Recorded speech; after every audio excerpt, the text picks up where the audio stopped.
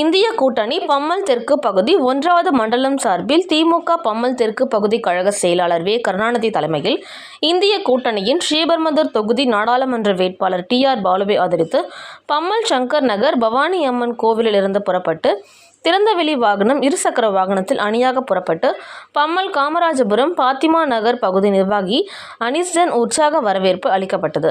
இதனைத் தொடர்ந்து ஆதாம் நகர், நாகல்கேணி, ஈஸ்வரன் நகர் 11வது வார்டு பகுதியில் சாலா என்கின்ற சுகுமாரன் சால்வை அணிவித்து மலர் தூவி மரியாதை செலுத்தப்பட்டது.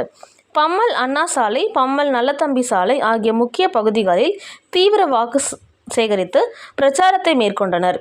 இதில் பல்லாவரம் சட்டமன்ற உறுப்பினர் இ. கருணாநிதி, தாம்பரம் மாமன்ற உறுப்பினர் மதினா மேகம், சத்யா மதியழகன், ரம்யா சத்யா, பிரபு, இன்பசேகர் மற்றும் தேர்தல் பொறுப்பாளர் அன்புசெல்வன் ஆகியோர் இந்திய கூட்டணி கட்சி நிர்வாகிகள் உட்பட வட்டக்கழக நிர்வாகிகள், பகுதி கழக நிர்வாகிகள், மகளிர் அணியினர் உட்பட ஏராளமானோர் கலந்து கொண்டு வாக்கு சேகரித்தனர்.